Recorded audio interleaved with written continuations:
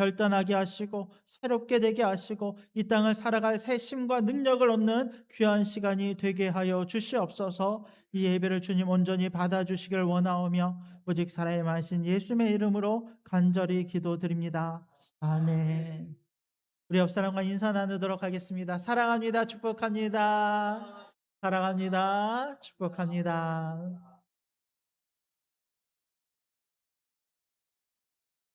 오늘 우리가 이 마태복음 5장의 말씀을 가지고 하나님의 마음을 귀하게 나누는 시간이 되길 원합니다.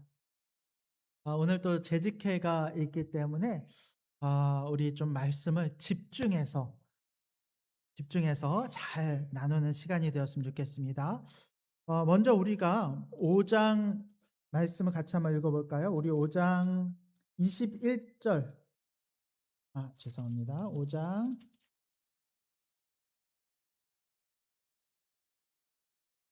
17절입니다. 17절의 말씀을 같이 읽겠습니다. 시작. 내가 율법이나 선지자를 폐하러 온 줄로 생각하지 말라. 폐하러 온 것이 아니요 완전하게 하려 함이라. 우리가 산상수훈의 말씀을 계속해서 살펴보고 있어요. 우리 지난주에는 빛과 소금에 대한 말씀을 살펴본 다음에 예수님께서 제자들에게 이렇게 말씀하시는 거예요. 그 자리에 모인 이 사랑하는 모든 이 산상 가운데 말씀을 듣는 사람들에게 이렇게 말씀하시는 거예요. 내가 너희에게 이르노니 율법이나 선지자를 폐하러 온 줄로 생각하지 말라. 내가 이것을 폐하러 온 것이 아니라 어떻게 하기로 위해 왔다? 완전하게 하기 위해서 왔다. 여러분 이 말씀을 기억해 주십시오. 율법을 폐하러 온 것이 아니라 완전하게 하기 위해서 오셨다는 이 말씀을 꼭 기억해 두시기 바랍니다. 자, 그리고 나서 20절 말씀을 같이 한번 봅시다. 20절입니다. 시작. 내가 너희에게 이르노니 너의 의가 서기관과 바리새인보다 더 낫지 못하면 결코 천국에 들어가지 못하리라. 자, 그러면 이렇게 말씀하시는 거예요. 너희들의 의라는 것은 무엇입니까? 우리가 구원받을 만한 의, 하나님 앞에서 행하는 선하고 의로운 구원받을 만한 하나님이 주신 의를 이야기해요. 이 의가 누구보다 낫지 아니하면 서기관과 바리새인보다 낫지 아니하면 결단코 천국에 들어갈 수 없다라고 선언하고 계신 거예요. 이 말씀이 중요한 이유가 뭐냐면 예수님께서는 율법을 폐하러 오신 것이 아니라 완전하게 하기 위해서 오셨어요. 그렇다면 옛 율법은 무엇을 의미하는 것이겠습니까? 바리새인들과 서기관들이 지키는 의를 이야기해요. 옛 율법이라고 하는 것은 구약부터 시작이 되었던 성경에 기록되어져 있던 하나님의 여러 가지 말씀을 이야기할 뿐만 아니라 바리새인들과 서기관들이 관념적으로 또 그들이 그 율법을 해석해서 우리가 지켜야 될 수많은 관습법들을 만들어냈던 모든 율법들을 이야기합니다. 그런데 이 모든 율법, 바리새인들이 지키는 율법보다 너희의 의가 더 커야지만 천국에 들어갈 수 있다라고 하는 것은 다르게 이야기하면 너희들이 지켜야 되는 그 의가 구약의 바리새인들의 율법보다 예수 그리스도의 의를 소유한 자여야지만 천국에 들어갈 수 있다라는 거예요. 이 말씀이 왜 중요하냐면 그러면 우리는 이런 질문을 할 수 있어요. 아니 목사님 그러면 그렇게 말씀하시는 거 알겠어요. 우리가 예수님의 의를 가지고 바리새인들과 서기관들이 지키는 율법이나 옛 의보다 더 의로운 자가 되어야 되는 것을 알겠습니다. 그런데 그것이 무엇인데요? 그것을 어떻게 지켜야 되는 것인데요? 라고 하는 질문이 들 수가 있어요. 그 질문에 대해서 마태복음에서는 우리가 앞으로 6번에 걸쳐서 살펴볼 내용들인데 5절에 보면 이렇게 우리 가운데 이야기를 하고 있다는 거예요. 죄송합니다. 21절 말씀 같이 한번 읽읍시다. 21절 시작. 옛사람에게 말한 바 살인하지 말라, 누구든지 살인하면 심판을 받게 되리라 하였다는 것을 너희가 들었으나. 자, 앞으로 6번에 걸쳐서 성경은 어떤 이야기를 하냐면 옛 율법과 예수님의 의로우심을 대조하는 작업들을 할 거예요. 그것을 통해서 우리가 취해야 될 것이 옛 율법이 아니라 새롭게 된 예수님의 의로움의 율법임을 우리 가운데 말씀하고 있어요. 그래서 앞으로 시작되는 6가지의 이 단락들은 각각 어떻게 시작하면 옛 사람들에게 말한 바라고 시작을 해요. 자, 21절 띄워주세요. 21절. 자, 옛 사람에게 말한 바 무엇 하라는 것을 너희가 들었으나 라고 시작을 하는 거예요. 그러면 22절 한번 볼까요? 22절 보면 나는 너희에게 이르노니 라고 시작을 해요. 자, 다시 집중할게요. 21절 다시 띄워주세요. 자, 21절. 자, 옛 사람에게 말한 바라고 하는 것은 앞서 이야기했던 옛 율법을 이야기해요. 옛 율법에서는 옛날 구약에서 이 하나님이 말씀하셨고 또 바리새인들과 서기관들이 지켜왔던 옛 율법에서는 이러이러하게 이야기를 해왔다. 이것을 너희가 들었다. 그러나 22절에서는 나는 너희에게 이르노니 라고 하는 것은 옛 율법이 아니라 앞으로 너희가 지켜야 될 새 율법, 너희가 지켜야 될 예수님의 의가 무엇인지를 우리 가운데 소개해주고 있다는 거예요. 와, 여러분, 이게 깨달아지면요, 오늘 읽는 이 말씀이요, 완전히 새롭게 읽혀지기 시작해요. 옛 율법과 새 율법이 어떤 것인지가 우리 가운데 비교되면서 우리가 과거의 옛 율법에 매이는 것이 아니라 주님 주시는 새로운 율법, 새로운 의를 찾아가야 되는구나 라고 하는 것을 우리가 전제하고 새로운 마음, 새로운 시각으로 말씀을 볼 수 있게 된다는 거예요. 그러면 조금 더 구체적으로 살펴보도록 하겠습니다. 오늘 다룰 율법은 이것입니다. 살인하는 자에 대한 율법이에요. 그래, 앞으로 나올 6가지의 이 대조되는 말씀들은 재미있게도 하나님과 인간 사이에 지켜야 되는 관계가 아니라 사람과 사람 사이에 지켜야 되는 관계에 대해서 이야기를 해요. 다르게 이야기하면 우리의 삶 속에서 우리가 이 땅의 사람들과 어떤 관계 속에서 살아야 되는지를 우리 가운데 보여주고 있다는 거예요. 우리가 사실 이 땅을 살면서 제일 어려운 게 뭐냐면 사람과의 관계잖아요. 사람과의 관계 때문에 시험에 들고 상처 입잖아요. 그 관계를 우리가 어떻게 살아가야 될지를 예수님께서 새 말씀을 통해서 우리 가운데 주고 계시다라는 거예요. 자, 먼저 21절은 이렇게 이야기합니다. 살인에 대한 거예요. 다시 한번 말씀을 띄워주세요. 자, 옛사람에게 말한 바, 옛날에는 이렇게 이야기했어요. 옛 율법은 이렇게 해요. 살인하지 말라라고 이야기했어요. 왜? 살인하면 어떻게 된다는 거예요? 너희가 심판을 받게 된다는 거예요. 이거는 세상의 법정을 이야기합니다. 세상의 법정에 우리가 끌고 가서 여러분 죄를 지은 자는 그 죄에 따라서 재판을 받게 되고 죄에 대한 결과를 받을 것에 대한 말씀이에요. 이것을 너희가 들었습니다. 우리가 그렇게 알고 있습니다. 그런데 예수님께서 뭐라고 말씀하십니까? 22절. 자, 같이 읽어봅시다. 시작.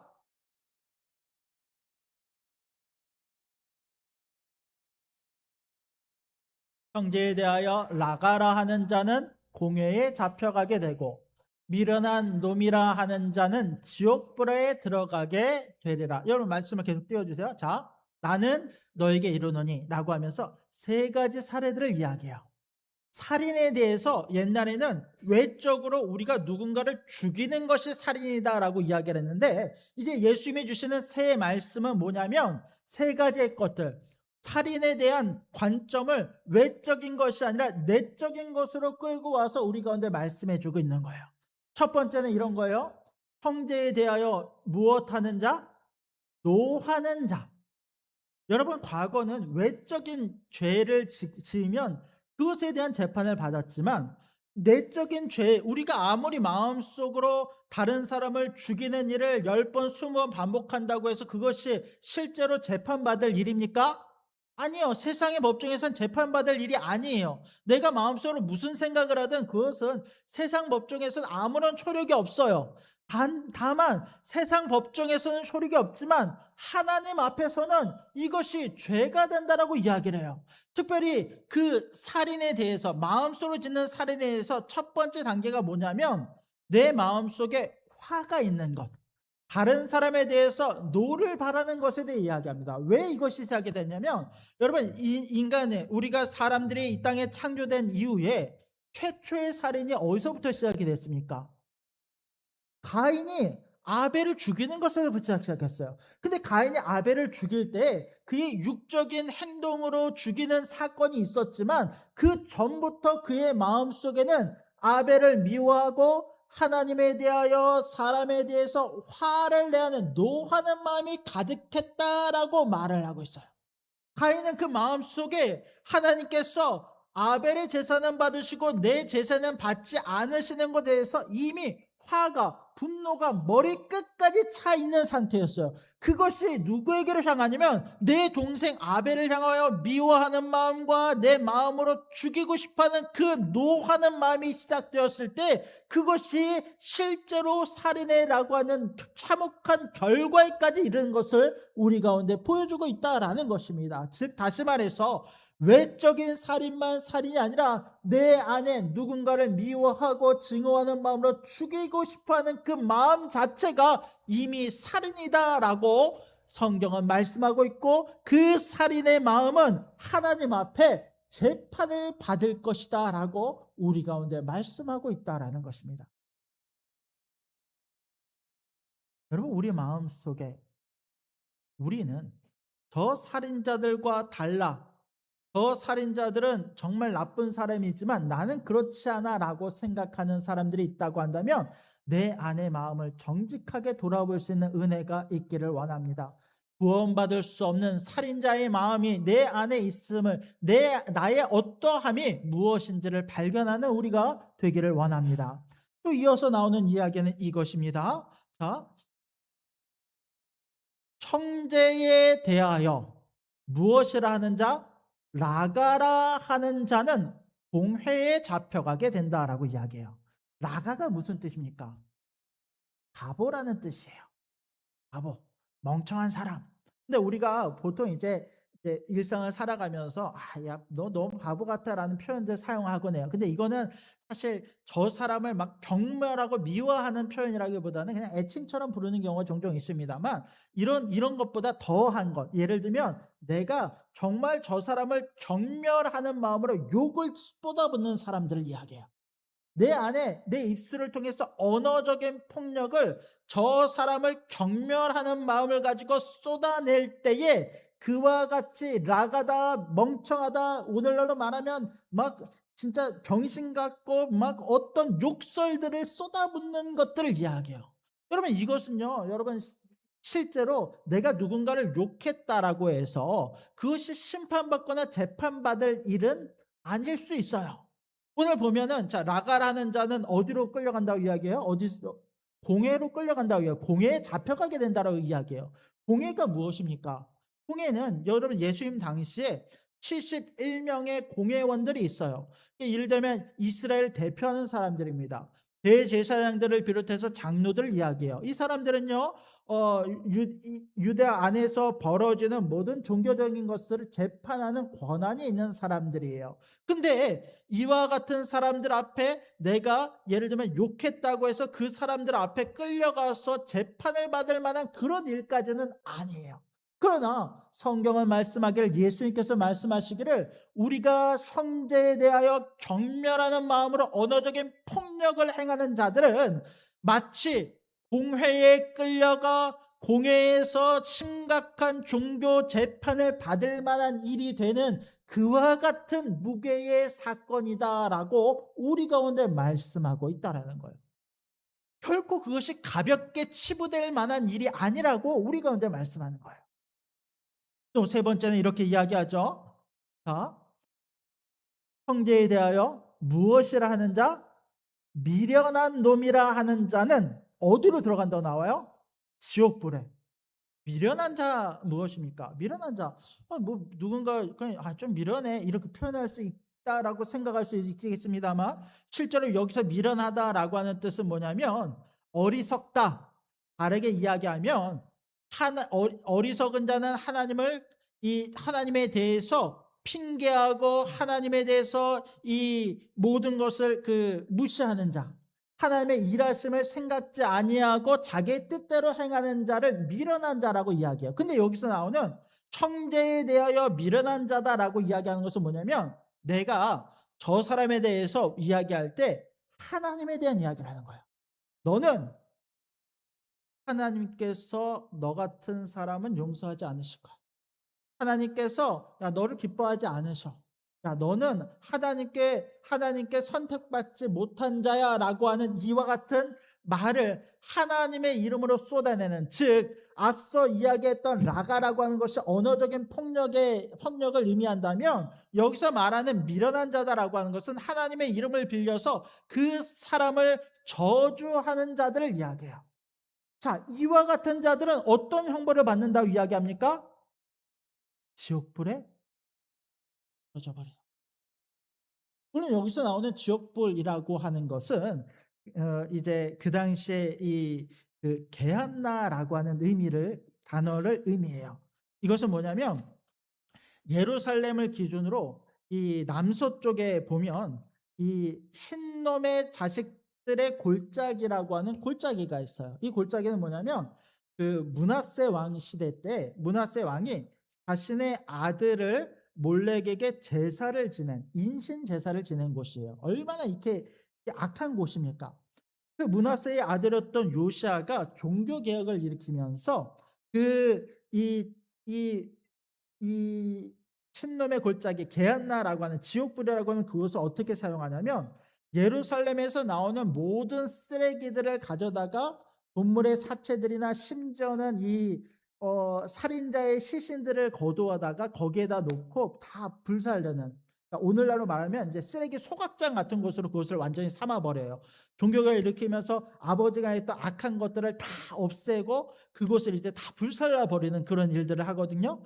그때부터 거기를 뭐라고 부르냐면, 사람들이 게한나, 지옥불이다라고 불러요. 모든 것이 불타오르고 이 구더기와 쓰레기와 모든 것들이 불살라진다라는 의미예요. 그곳은 이제 밤낮으로 불이 꺼지지 않는 곳이다라고 우리가 지칭해서 부른다라는 거예요.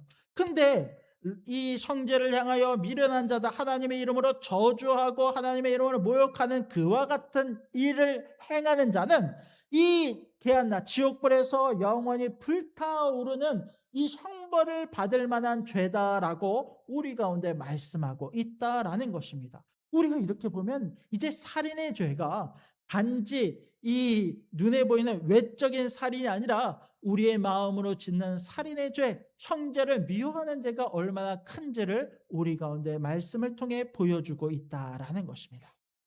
그러면서 성경은 또 이렇게 말씀합니다. 우리 23절과 24절 말씀을 같이 한번 읽어봅시다. 시작.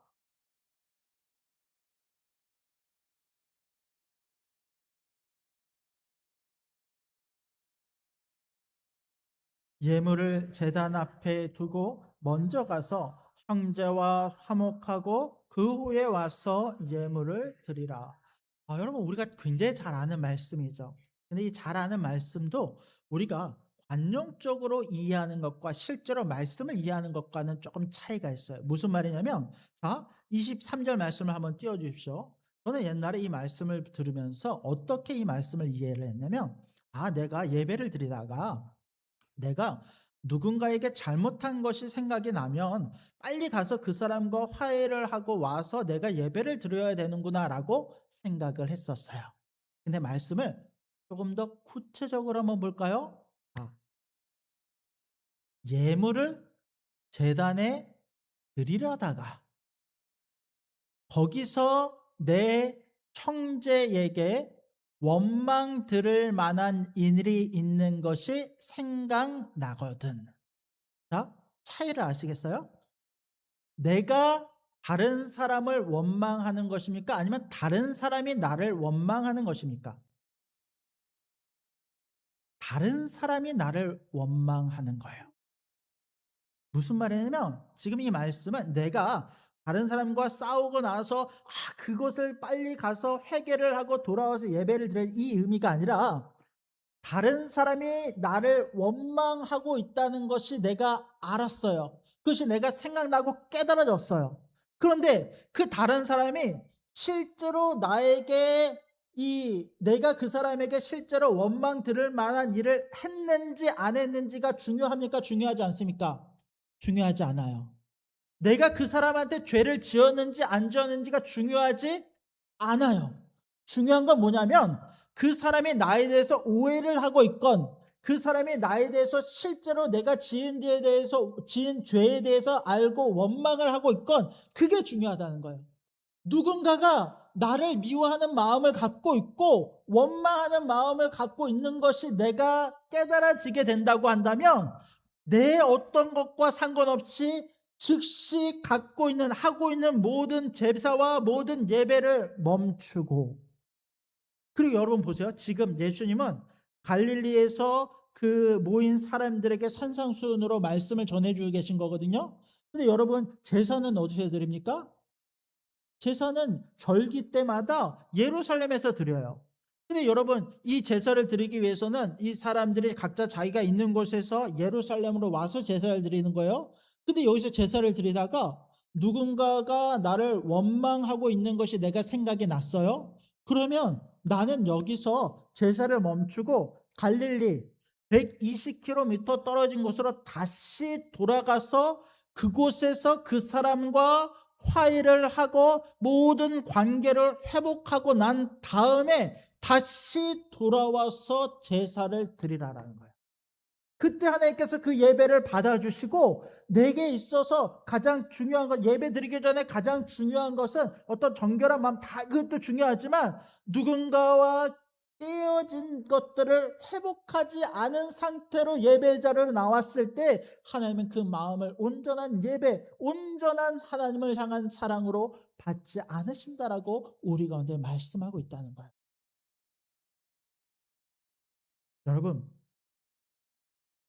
내가 누군가한테 죄를 짓고 나서 그 죄를 사과하고 화해하는, 이따 그 부분도 나누겠습니다. 그거 너무 당연해요. 그것은 어렵지 않아요. 그거 당연히 해야 되는 일입니다. 마땅히 해야 되는 일이에요. 그러나 내가 잘못하지도 않았는데도 불구하고 누군가가 나를 미워하고 누군가 나를 원망한다라고 했을 때 그리스도인들은 그와 같은 상황에서도 먼저 그 사람을 찾아가 화해하고 손잡는 것, 그것이 우리 가운데 주어진 그리스도인의 모습이 되어야 될 줄로 믿습니다.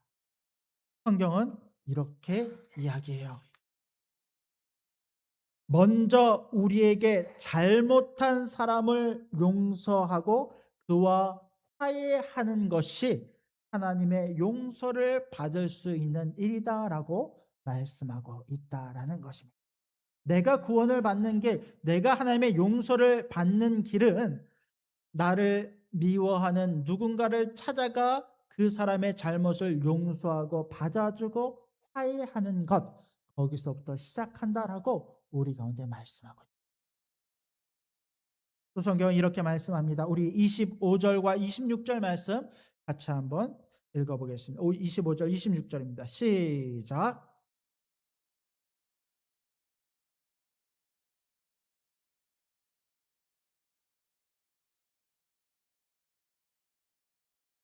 재판관이 옥리에게 내어주어 옥에 가둘까 염려하라. 자, 너를 고발하는 자와 함께 길에 있을 때, 여러분 이 상황은 어떤 상황이냐면 내가 누군가에게 빚을 졌어요. 누군가 돈을 빌렸어요. 근데 돈을 내가 갚지 않았어. 그래서 그 사람이 나를 끌고 나를 법정에 고발하기 위해서 길을 가고 있는 중이에요. 근데 여러분 이것은 다르게 이야기하면 내가 이 사람과 화해할 수 있는, 이 사람과 이 모든 죄를 용서받고 합의할 수 있는 유일한 마지막 기회예요. 만약에 이 기회를 놓치게 된다면 이 사람은 나를 끌고 가서 법정에 나를 고발하게 될 것인데, 그때는 합의가, 여러분 로마법입니다. 합의가 이루어지는 것이 중요하지 않아요. 내가 법정에 그 순간부터는 그 사람의 고발한 그 목록에 따라서 재판관이 재판을 하게 되고, 그 결과에 따라서 재판관이 나를 옥리, 이 간수에게 넘겨주게 되면, 그때 나는 이제 이 감옥에 갇혀서 내가 어떻게 할 때까지, 26절 보십시오. 한 푼이라도 남김없이 다 갚기 전에는 거기서 나오지 못한다라고 이야기해요. 여기서 한 푼이라고 하는 것은 64분의 1 데나리온, 한 1,500원 정도 이야기해요. 마지막 남은 그 한 푼까지 갚기 전까지는 내가 그곳에서 나오지 못할 것이다 라고 이야기해요. 다르게 이야기하면 나는 그 죄를 이 갚기 전까지는 감옥에 계속 갇혀 있어야 된다는 거예요. 마지막 기회가 우리 가운데 주어졌어요. 마지막 내가 이 사람과 용서하고, 사화하다라고 하는 것은 친구가 되다 또는 합의를 하다라는 의미거든요. 이 사람에게 용서를 구하고 이 사람과 합의할 수 있는 유일한 기회, 또 마지막 기회, 길에 있는 그때, 지금 이 땅을 살아가는 우리에게, 현재를 살아가는 우리에게 그 마지막 기회가 주어졌어요. 근데 이 마지막 기회의 시간이 지나가고 나면 우리는 하나님의 심판대 앞에 설 거예요. 그때는요, 이미 늦었어. 그때는 합의할 수 있는 상태가 아니에요. 용서를 구할 수 있는 상태가 아니에요. 그때가 되면 내가 그 다른 내가 행한 그 죄로 말미암아 실제로 감옥에 갇히며 마지막 그 죄의 대가를 치르게 될 줄로 여러분 믿으시기 바랍니다. 여러분, 오늘 말씀은 우리 가운데 명확하게 말씀합니다. 살인의 죄라고 하는 것은 우리가 실제로 외적으로 살인을 해서 살인이 아니라 우리의 마음속으로 짓는 죄, 누군가를 미워하는 죄, 심지어는 누군가를 용서하고 있지 않은 죄까지도 살인의 죄에 속하며, 이 살인의 죄는 구약의 율법의 재판관에게 끌려가 심판을 받는 것처럼 우리 역시 마음으로 짓고 모든 사람과의 관계 속에서 행했던 죄들을 가지고 하나님 앞으로 나아가 심판받게 될 것을 우리 가운데 말씀하고 있다는 거예요. 그러면 우리는 이제 이렇게 생각할 수 있어요. 아니, 목사님, 예수 믿는 거 너무 힘들어요. 옛날에는 육신으로 살인하지만 않으면 괜찮았는데 이제는 마음으로까지 미워하지 말라라고 하시니, 이와 같은 것까지 지키라고 하시니, 목사님, 너무너무 힘듭니다. 어떻게 우리가 인간인데 이런 것들 다 지키며 살 수 있습니까? 아니, 살다 보면 누군가를 좀 미워할 수도 있고 싫어할 수도 있지, 누군가를 용서하지 못할 수도 있지, 어떻게 이것을 다 지키며 삽니까? 여러분, 예수 믿는 거 참 힘들지 않습니까? 그런데 여러분, 이렇게 생각해 봅시다. 우리가 하나님의 은혜를 몰랐을 때에는 그런 것들을 지키는 것이 사실 너무너무 힘든 일이에요.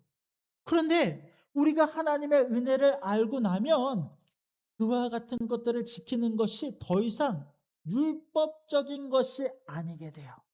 무슨 말이냐면, 내가 하나님을 사랑하고 그 은혜를 입고 내가 그 마음을 깨닫게 되면 나의 삶은요, 자연스럽게 누군가를 사랑하는 삶으로 바뀌어지게 된다는 거예요. 우리가 누군가를 미워하지 말고 살인하지 말라라고 하는 것은요, 10가지, 20가지, 100가지 죄와 제약의 일들로 생각될 수 있어요. 누군가를 미워하지도 말고, 돈을 꾸고 갚지 않는 것을 하지도 말아야 되고, 여러 가지 나가라고 하지도 말고, 영적으로 저주하지도 말아야 되고, 여러분, 이것을 한마디로 하면 무엇입니까? 누군가를 사랑하라라는 것. 사랑하게 되면 더 이상 이 모든 것이 어렵지 않은 일이 된다. 세상 사람들을 보면요, 가끔 사람들이 길가에다 쓰레기를 버려요. 이 쓰레기를 버리는 것이요, 어떤 사람들에게 있어서는 그냥 내가 이거 당장 할 수 없고 쓰레기통도 보이지 않으니까 담배 피고 담배 꽁초 버리는 거, 그냥 쓰레기 껌 씹고 껌 종이 버리는 거, 어떤 사람들에게는요 이게 너무 쉬운 일처럼 여겨져요. 이것을 하지 말라라고 하면 너무너무 힘들 수도 있어요. 그런데 어릴 때부터 이것이 훈련되어진 사람이 있어요. 쓰레기 버리지 않는 것이 어려운 일이 아니라 뭔가 하고 나서 그 쓰레기를 당연히 내 주머니에 넣는 것, 이것이요, 그냥 당연하게 생활 습관이 된 사람들은요, 이것을 지키지 말아야지, 지켜야지 막 머릿속으로 생각하면서 고민하는 문제들이 아니에요. 이건 그냥 너무도 당연하게 내가 내 삶에 익숙하기 때문에 당연하게 지키고 당연하게 살아가는 걸 이걸로 인해서 힘들어하는 사람이 없다라는 거예요. 마찬가지로 하나님의 말씀도 그렇습니다. 우리가 이것을 어떻게 지켜야 될지를 생각을 하면 여러 가지 율법이 되고 우리를 제약하는 것이 되지만, 우리가 말씀의 근원, 율법의 근원, 율법을 완성하러 오신 예수님의 말씀에 의해서 하나님을 사랑하는 것과 이웃을 사랑하는 것, 이 두 가지의 율법을 내 안에 새기고 그 말씀대로 살아갈 때, 하나님을 사랑하고 이웃을 사랑하는 삶을 살아갈 때 다른 모든 것들은 자연스럽게 따라오는 우리의 이 삶의 방식이 될 줄로 믿으시기 바랍니다. 또 오늘 우리 가운데 주신 이 말씀을 우리가 머릿속에서만 멈추는 것이 아니라 이런 말씀이구나 깨닫고 그치는 것이 아니라 우리의 삶 속으로 들어가 실제로 그 삶을 살아내는 은혜가 우리 가운데 있기를 원합니다. 오늘 이 주신 말씀을 가지고 이 땅을 살아내는 저와 여러분들 될 수 있기를 주님의 이름으로 축복합니다. 아멘. 기도하겠습니다. 하나님 감사합니다. 오늘 우리 간의 말씀을 통하여 새로운 율법 완전하게 하시는 하나님의 의로우심을 보게 하심을 감사드립니다. 이 땅에 주어진 아버지 살인의 죄를 다시 한번 생각합니다. 누군가를 미워하고 정죄하며 살아갔던 나의 모습을 주님 앞에 회개하오니 이런 우리 가운데 긍휼의 은혜를 베풀어 주시고 우리의 마음을 새롭게 하사 이제는 누군가를 미워하는 데 에너지를 쓰는 것이 아니라 누군가를 사랑하는 데, 누군가를 용서하는 데 우리의 마음을 쓰는 우리가 되게 하여 주시옵소서. 그와 같이 아니할 때에는 하나님 앞에 심판받게 됨을 우리로 하여금 깨닫게 하시고 오직 주의 말씀을 따라 오늘도 주어진 삶을 열심히 살아내는 우리가 되게 하여 주시옵소서. 또 하나님 우리의 마음을 다스려 주시기 원합니다. 아무리 우리의 생각과 우리의 노력이 있어도 하나님 누군가를 용서하고 사랑하는 것이 너무너무 어렵습니다. 그렇게 이제 하나님을 의지하옵나니 오직 성령님 우리와 동행하셔서 이 모든 일들을 우리 가운데 행하여 주시옵소서.